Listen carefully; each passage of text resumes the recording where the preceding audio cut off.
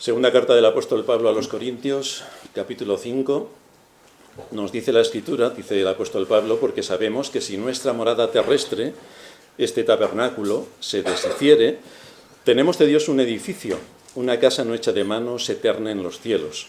Y por esto también gemimos, deseando ser revestidos de aquella nuestra habitación celestial, pues así seremos hallados vestidos y no desnudos. Porque asimismo los que estamos en este tabernáculo gemimos con angustia, porque no quisiéramos ser desnudados, sino revestidos para que lo mortal sea absorbido por la vida. A lo largo de toda la historia de la humanidad,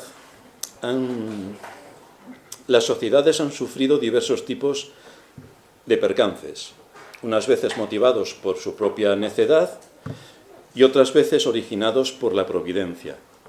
Pero siempre hemos tenido problemas, desde siempre. En el texto de Amós, que hemos leído en la lectura de introducción, el Señor usó diversas tácticas. Ya en el pasado el Señor le dio al pueblo de Israel abundancia. Les hizo entrar en Canaán, donde estaban las casas construidas, las vides plantadas, los olivos produciendo, todo para que disfrutasen de aquellas bendiciones. Pero en su espíritu no estuvo dispuesto a darle gracias a Dios por todo lo que habían recibido. Con el paso del tiempo, el pueblo de Israel es un ejemplo clásico y contundente de exactamente todo lo que no se debe hacer. Pues todo lo que no se debe hacer es el pueblo de Israel. Pero esto nos alcanza a nosotros. Como decía en el libro de Amós, se nos habla allí de un severo juicio que Dios envió a aquel pueblo. Pero no se dieron por aludidos. Envió otro juicio, no se dieron por aludidos. Envió otro juicio, no se dieron por aludidos. Y esto nos muestra la terrible situación en la que podemos caer todos nosotros también como creyentes, para que lleguen los juicios y los juicios y los juicios y no los identifiquemos. Y pensemos que no pasa absolutamente nada, porque son cosas de la vida. Pero en la vida no pasan cosas. En la vida la providencia de Dios dirige todos los acontecimientos. Aunque Cristo nos ha salvado, el pecado nos amarga la existencia. Porque una de sus facultades es quitarnos el gozo y la paz que nuestras caídas producen. La más habitual, o la forma más habitual que tiene el pecado de azotarnos, es cuando empezamos a pensar en todo lo que nos gustaría tener y cómo tendrían que ser todas las cosas y no tenemos lo que deseamos ni las cosas son como nosotros queremos. Y esto es un azote continuo sobre nosotros, porque esto nos lleva a no disfrutar de lo que Dios nos ha dado hoy. ¿Qué es lo que Dios nos da hoy? Nos da una iglesia donde congregarnos con Dios para alabar su nombre. Nos da hermanos con los que podemos abrazarnos y saludarnos. Nos dará comida cuando lleguemos a casa a mediodía.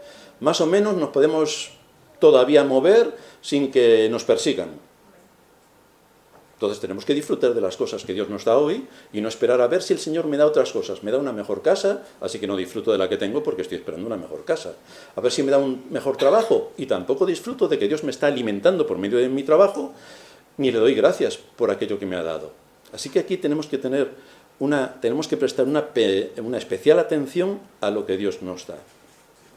Pero esta indisposición que de forma natural hay en nosotros y que en teología se llama pecado remanente, nos acompaña continuamente.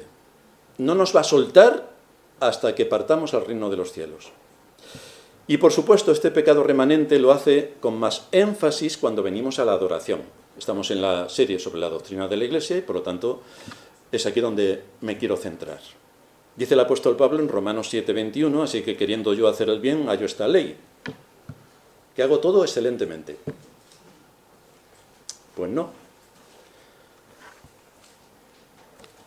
Hallo esta ley, que el mal está en mí. Esa es la ley que hallo.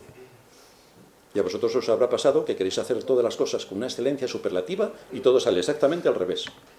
Es decir, cuanto más te has esforzado, peor ha sido el resultado. Son precisamente estas actividades espirituales, el reunirnos con el pueblo de Dios y disfrutar de su palabra, las que nos llevan a acercarnos más a Dios. Pero a la vez son las que provocan y despiertan la mayor oposición del pecado remanente que hay en nosotros.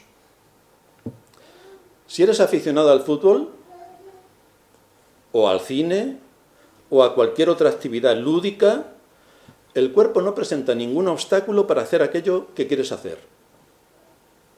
No dices, uy, qué cansado estoy, hoy que es la final de la Champions no voy a poder verla, me voy a la cama. ¿A que no? Hacen la película que estabas esperando por fin que la anunciasen, pero has estado trabajando toda la semana como un blanco. Antes se decía otra cosa, pero ahora son los blancos los que trabajan. Y es a las 10 de la noche, pero a las 10 de la noche ya estoy durmiendo. Bueno, pero como es la película que me gusta, me voy a verla. O cualquier otra actividad que nos guste.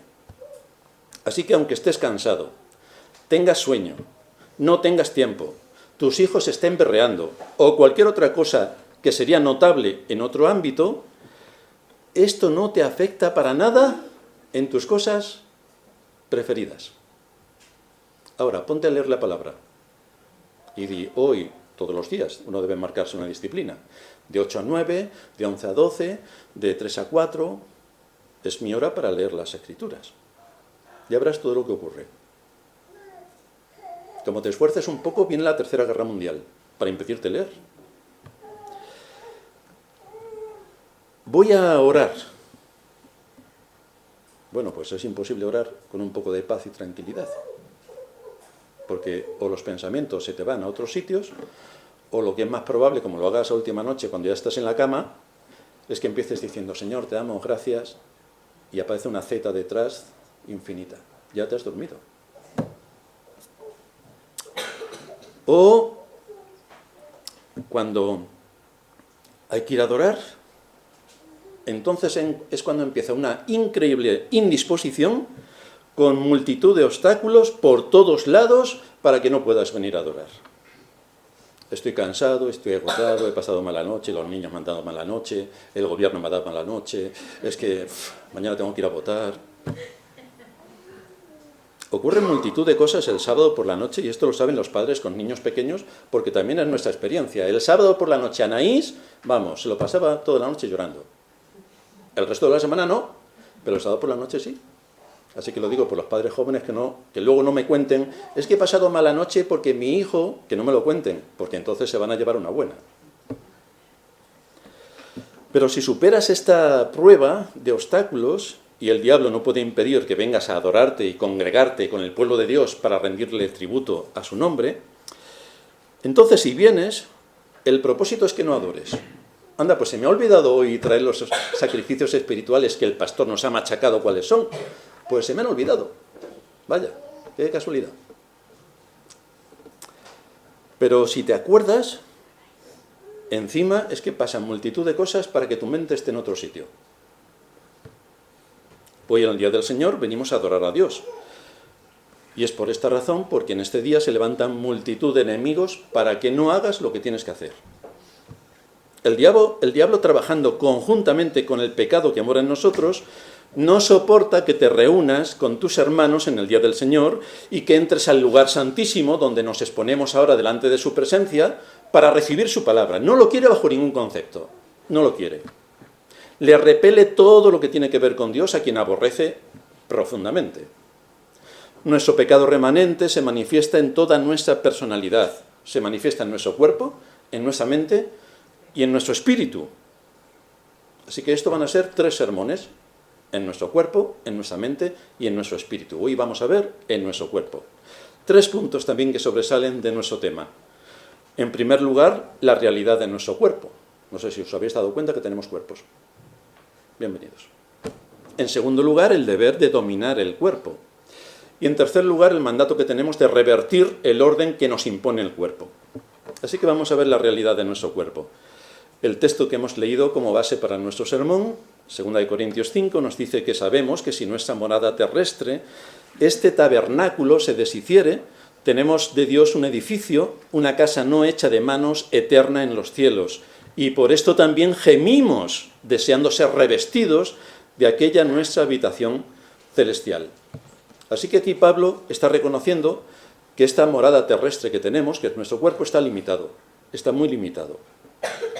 Y desde luego gime por llegar a nuestra patria celestial, a ver si acabamos ya con todo lo que nos rodea. Por supuesto con el pecado que nos asedia y entramos en nuestra casa.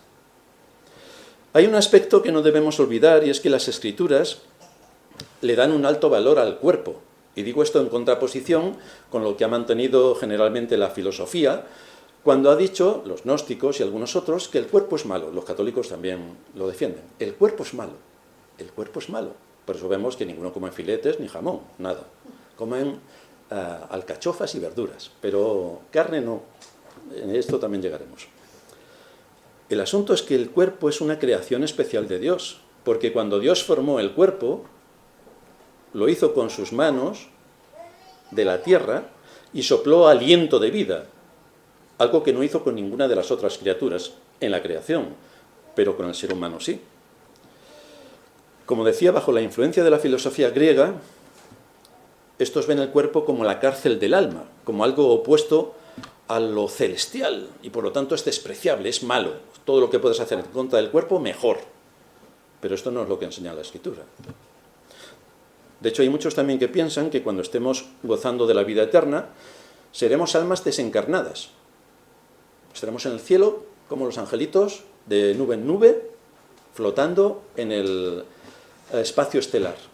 Pero eso tampoco tiene nada que ver con la Escritura. Nosotros no vamos a ser espíritus, porque viene el día de la resurrección, por si a la cristiandad se le ha olvidado. Y en el día de la resurrección, el día final, cuando Cristo vuelva y resucite a todos los muertos, a todos, las almas se juntarán con sus cuerpos. Y entonces llega el juicio. Así que, evidentemente, el hombre fue creado con un cuerpo físico y con él podemos disfrutar de todos los bienes que Dios nos proporciona. Con él podemos servir a Dios. Por eso en las Escrituras nunca se nos enseña que el cuerpo debe ser menospreciado, ni sometido a castigos físicos, ni mutilado, ni perforado, ni tatuado, ni nada semejante. Sino que más bien se nos dice que cuidemos nuestro cuerpo porque en él mora el Espíritu Santo. Con esto nos alejamos bastante de las tontunas de nuestros días. Es una señal de identidad cristiana mantener nuestros cuerpos como Dios los creó. Y es una señal de identidad pagana hacer lo que hoy hacen con los cuerpos, con su multitud de tatuajes que parecen presidiarios, o a lo mejor lo son. Por eso vemos en nuestra época lo que vemos. Y además los cristianos, como siempre, siguen sin enterarse de nada. Siguen la moda del momento, siguen con sus tatuajes, siguen sin combatir la ideología sectaria y siguen acompañando a la gran multitud por el camino ancho, haciendo exactamente lo que ellos. Bueno, pues esa es la cristiandad que nos ha tocado. La gran esperanza del cristiano no es librarse de su cuerpo y existir con un alma desencarnada, sino que nuestro ser completo, espíritu, alma y cuerpo, sean redimidos. Esto es lo que Cristo vino a hacer en la cruz. Nuestra redención.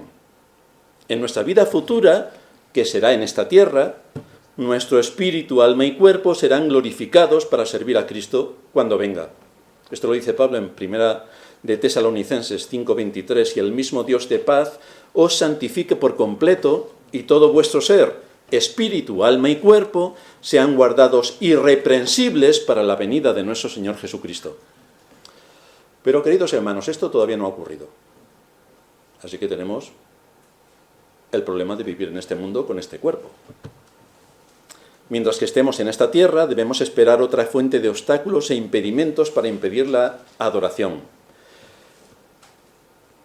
El estado de nuestro cuerpo va a afectar enormemente en nuestra mente y en nuestro espíritu.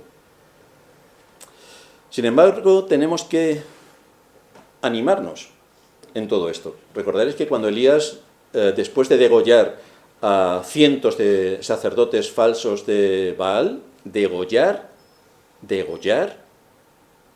no era tan tiquismiquis como nosotros. Pero él fue fuerte, a pesar de enfrentarse al rey Acab y a todo su impía corte. Luego le vemos huir de una mujerzuela pintarrajeada como Jezabel. ¿Y cómo le atendió el Señor en esa situación?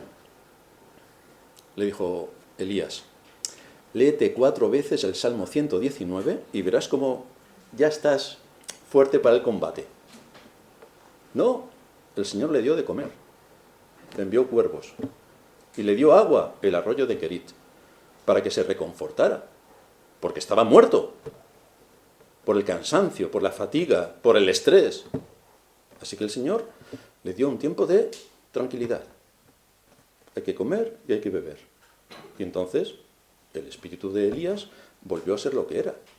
Por lo tanto, es importante lo que hagamos con nuestro cuerpo, porque no podemos adorar correctamente si nuestro cuerpo está desfallecido, sin alimento o en cualquier otra circunstancia. Así que tenemos que atender nuestro cuerpo. Ahora bien, para que no nos engañemos, tenemos que identificar la indisposición natural que de nuestro cuerpo sale para no querer hacer lo que debe hacer. Nuestra excusa del cansancio, nuestras excusas de los prejuicios, nuestras excusas de las incomodidades y un sinfín de aspectos que nos envuelven y nos condicionan para cumplir con nuestro deber. ¿Cuáles son las influencias que ejercen estos obstáculos en nosotros y cuál es su remedio? Porque la corrupción de nuestro cuerpo y lo que nuestro cuerpo quiere no es lo que debe hacer. Son cosas distintas. Además, estamos en un mundo caído y esto afecta a toda la creación. Afecta a nuestro cuerpo, en el que vemos a los jóvenes que cuando no tienen la maquinita que hace que van a toda pastilla y se tienen que presentar ante un sermón de 1 hora, pues claro, los pobrecitos se aburren. No sé yo si alguno tiene que estudiar ingeniería, si va a hacer lo mismo. Pero vamos, deberán prestar atención si quieren ser algo en la vida. Así que esto le afecta a los jóvenes que se aburren de todo. Necesitan experiencias sensacionalistas, por eso las iglesias grandes le dan sensacionalismo a todo. Todos los jóvenes cantando, los jóvenes son el centro de atención en el culto público, para que se sientan bien ellos. No importa lo que Dios demande, importa que los jóvenes se sientan bien. Por eso en nuestra iglesia están sentados, no hacemos que se sientan bien, sino que se sienten. Pero esto también afecta a los más maduros, porque notamos que nuestro cuerpo se va envejeciendo. Surgen en nuestro cuerpo dolores de todo tipo, dolores de cabeza, malestar general, tensión arterial, dolor de las cervicales, depresión. Todo esto no se lo he pedido a Enis para que me lo cuente, ni a Miguel. Pero esto es lo que ocurre, esto uno lo puede experimentar en sí mismo, cuando cumple más de 30 años como yo. Esto es lo que ocurre habitualmente. Todo esto hace que nuestro cuerpo se quede resentido porque estamos en un mundo caído. Por el pecado, por la caída, vino la muerte. Pero antes de que nos muramos, el cuerpo está afectado de todo tipo de dolencias y enfermedades. Lo más curioso es que gran parte de todo esto ocurre el sábado por la noche. Aquí tenemos el quid de la cuestión. Y evidentemente todo esto influye en la adoración. Porque cuando debemos venir a reunirnos como pueblo de Dios con Él, si hemos logrado salir de casa, que eso es todo un experimento, o sea, no nieva nunca, pero nieva el sábado por la noche para que el domingo no podamos utilizar los vehículos, que nos ha pasado a algunos. Bueno, cuando venimos a reunirnos como pueblo de Dios, si hemos logrado salir de casa, Satanás no se queda tranquilo, sino que sigue trabajando en este ámbito. Todos debemos saber que estamos en una guerra y el enemigo no escatima esfuerzos para hacernos caer. El asunto es si conocemos las estrategias del enemigo a fin de mantenernos firmes en nuestra posición de hacer lo que debemos hacer porque lo debemos hacer. El afán de Satanás es que no vengas a adorar. Es que no vengas a adorar. Que no seas instruido en la palabra de Dios. Que no puedas ser edificado en la fe. Que no corrijas tu vida. Que no escuches lo que Dios quiere decirte. Ese es su objetivo. De manera que elabora un plan para que tu pecado remanente y tus deseos te seduzcan y te convenzan para que cualquier cosa que ocurre, anda, pues no puedo ir a la iglesia. Fíjate qué casualidad, qué casualidad. Ahora, si fuera para ver el partido de fútbol que te gusta, o para ir a trabajar porque hoy te pagan doble, el cuerpo se reactiva instantáneamente. Pero no para ir a la iglesia. Aquí tenemos el problema. ¿Cómo debemos actuar entonces para no ser privados de adorar a Dios y de recibir su palabra? Este es nuestro segundo punto. Dominando el cuerpo. Porque el cuerpo reclama sus cosas, pero nosotros tenemos que dominar el cuerpo. Hay una responsabilidad que tienes que ejercer sobre ti mismo para no dejar que tu cuerpo te marque lo que debes o no debes hacer. Queridos hermanos, no sé si lo sabéis, pero hoy estamos en la generación de cristal. Hoy se me ha parado una mosca encima de la oreja, ya no puedo ir a la iglesia, porque fíjate el dolor de oreja que me ha dejado. Pero si era una mosca. Cualquier cosa es una excusa para no venir. Satanás, que evidentemente es muy malo, pero no es tonto, todo esto lo aprovecha. Cualquier cosa que te pueda dar un argumento para que hoy no vengas a adorar a Dios, te la va a dar. Cualquier cosa. No te preocupes que te hará hilvanar ciertos asuntos para que la suma de ellos te digan, pues no puedo ir a adorar. ¿Qué le vamos a hacer? Ahora, si tuvieras que ir a trabajar, irías de cabeza. Pero para adorar no. Así trabaja Satanás induciéndonos en todo esto. El asunto es que si no nos alimentamos, vamos a estar débiles y sin fuerzas para los ataques del enemigo. Y él no es indiferente ante esta realidad, sino que más bien es donde más ataca, porque sabe que es donde más alto rendimiento puede sacar de sus objetivos. Aquí lo tiene. Ser sufridos benignos, ser sufrido. No sé si la cristiandad sabe lo que significa esto, pero por los hechos no tiene ni la más remota idea. Ser sufrido a lo largo de los siglos ha sido una de las características de los cristianos, que han tenido que sufrir, y vaya que se han tenido que sufrir. Hoy no, hoy es todo comodidad.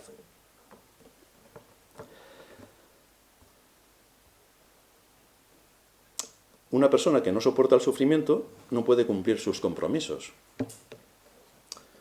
Y su conducta es exactamente igual que la de los impíos. Porque es ese el lenguaje de los impíos y es esa la conducta de los impíos. ¿Sufrido? Jamás. Nunca.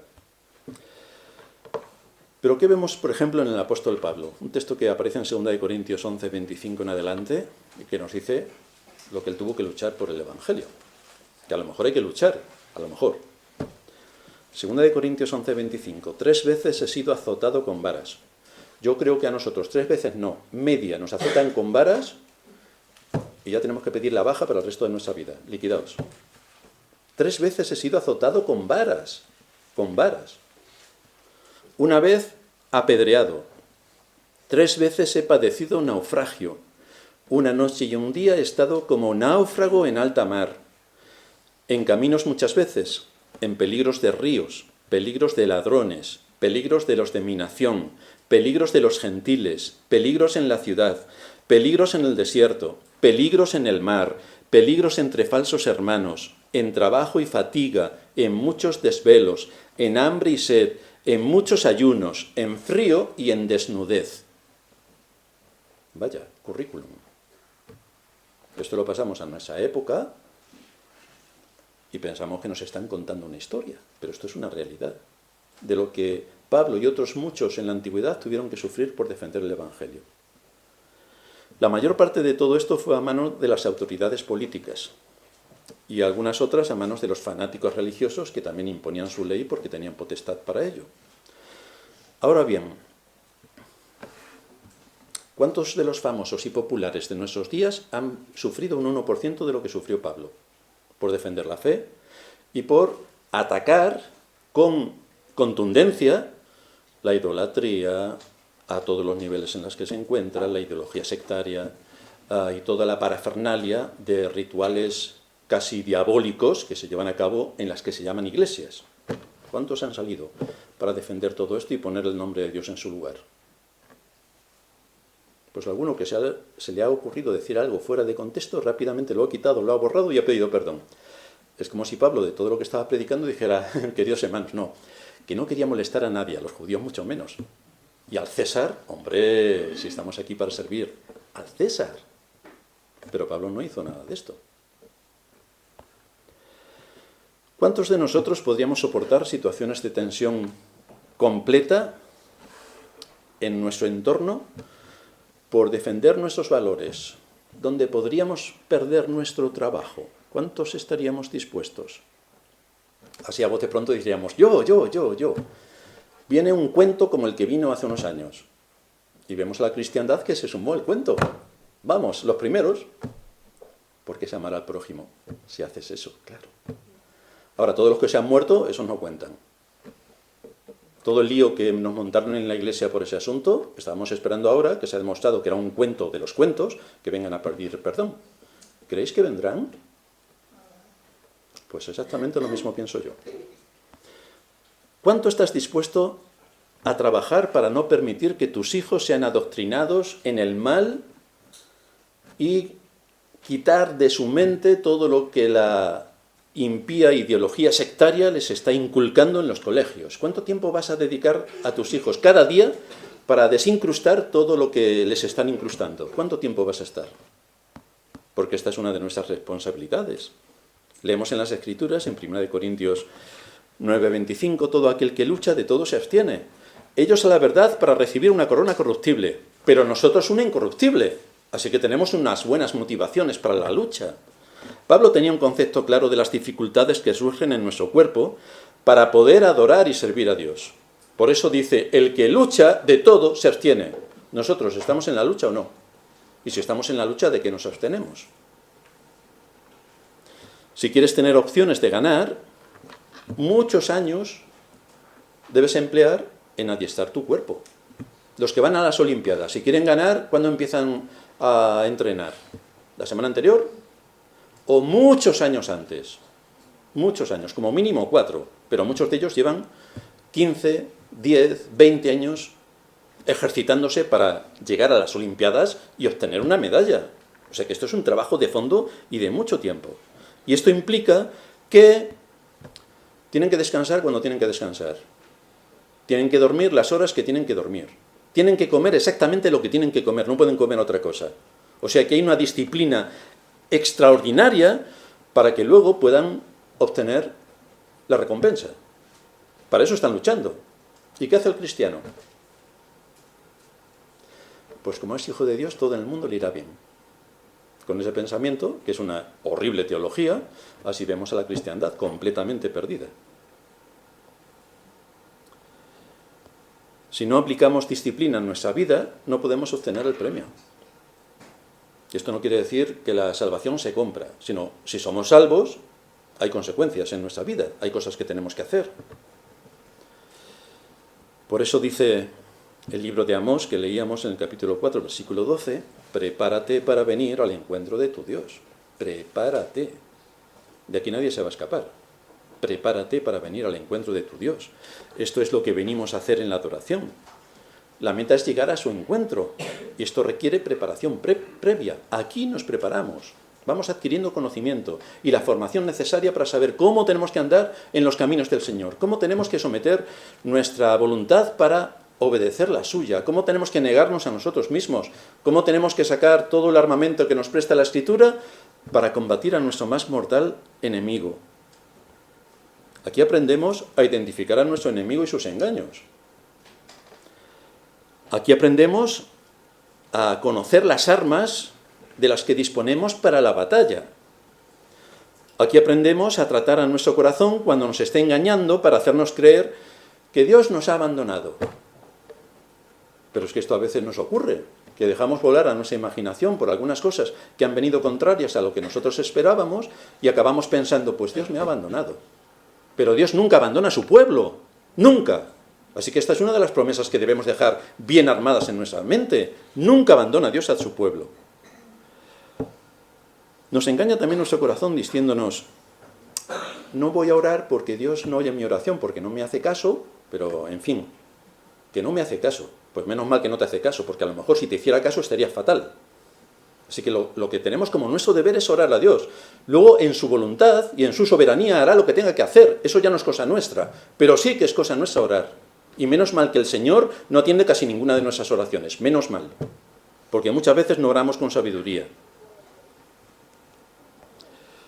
Dice el apóstol Pablo también en Romanos 12:2, no os conforméis a este siglo, sino transformaos por medio de la renovación de vuestro entendimiento, para que comprobéis cuál sea la buena voluntad de Dios, agradable y perfecta. ¿Y cómo vamos a aceptar la buena voluntad de Dios? Cuando no atendemos su palabra, cuando no nos unimos de corazón en el culto de adoración, cuando no nos involucramos con todo nuestro ser en la adoración, cuando no prestamos oídos a lo que se nos está enseñando, que se nos está advirtiendo. ¿Cómo vamos a aceptar la voluntad de Dios cuando estamos pasando por una difícil situación económica? O cuando nos vemos entre dos fuegos por los propios hermanos. o cuando algún asunto de enfermedad dolorosa nos visita, ¿cómo vamos a atender todas estas situaciones? Porque hoy es cuando recibimos de Dios todos los recursos para la lucha. Y que cuando hayamos hecho todo lo que tenemos que hacer, descansemos en su voluntad soberana. Cuando hayamos hecho todo lo que debemos hacer, entonces descansamos en el Señor. Por último, revirtiendo el orden del cuerpo. Es aquí cuando debemos usar esta indisposición que tiene nuestro cuerpo y nuestra debilidad para nuestro beneficio espiritual. ¿Por qué tenemos que dejar nuestra debilidad y flaqueza corporal en manos de nuestros deseos pecaminosos cuando nos dicen: es que estás muy cansado, no puedes orar? Es que estás muy agotado, no puedes orar. Es que no has dormido esta noche de sábado, no puedes ir a la adoración. Es que. ¿Por qué tenemos que dejar nuestra debilidad corporal en manos de nuestros deseos pecaminosos? Privándonos de la adoración a Dios y de los frutos que Él ha prometido cuando estamos juntamente con su pueblo recibiendo su palabra. En lugar de dejar nuestra flaqueza en manos del pecado y que nos convenza, porque entonces le damos ahí, de verdad que estoy muy malo. En vez de dejar nuestra flaqueza en manos del pecado, ahora no estoy diciendo que si alguno se ha roto una pierna o cualquier cosa, que diga, bueno, no se me ha roto la pierna, porque sí se ha roto la pierna. Estoy hablando de las excusas que buscamos de forma natural para no querer hacer lo que queremos hacer. De eso estoy hablando. No de que alguno esté en una situación grave, evidentemente. En lugar de dejar que nuestra flaqueza la use el pecado para cometer sus atropellos, debemos ser bastante firmes en orientar esa flaqueza y debilidad para sacar provecho espiritual. ¿Y cómo lo hacemos? ¿Cuáles son los momentos en los que un creyente puede estar más cerca de Dios? Cuando está en medio de tribulaciones, cuando está en medio de aflicciones, cuando está en medio de bastantes problemas, cuando está en medio de persecuciones. Pues en todo esto no empieza a dudar de Dios, ni a decir me ha abandonado, ni todo lo que Satanás mete en nuestra mente para convencernos de que pobre de nosotros, que nadie en el mundo le ha pasado lo que a nosotros. No, sino que usamos todo esto para acercarnos a Dios, para pedir su consuelo, para buscar su ayuda, su atención en medio de la situación en la que podamos estar. Así que cuando veas estas molestias en tu cuerpo, puedes también ver ciertas verdades de la palabra de Dios que son aplicables a tu situación, para que desde ahí dirijas tu oración a Dios, reconociendo tu debilidad, y que de esta manera alimentes tu esperanza. Debemos de recordar que cuando somos débiles, dice Pablo, entonces somos fuertes. Pero claro, si usamos los medios para ello. No si nos sentimos víctimas y nos estamos lamentando, diciendo pobre de mí, sino si usamos los recursos para ponernos delante del Señor y recibir su ayuda. ¿Por qué dejar que el pecado use tu debilidad para sus fines cuando tu debilidad la deberías usar para acercarte más a Dios? ¿Por qué? Si Dios ha prometido algo, lo va a cumplir sí o sí. Así que eres tú el que debe aprender a descansar en sus promesas, porque quizá esa prueba que te ha sobrevenido persiga este objetivo, que estás bastante lejos y el Señor te quiere acercar. ¿Y cómo lo hace? Trayéndote una prueba. Recuerda que seremos pronto liberados de este cuerpo. Los que tenemos algunos años ya tampoco nos queda mucho.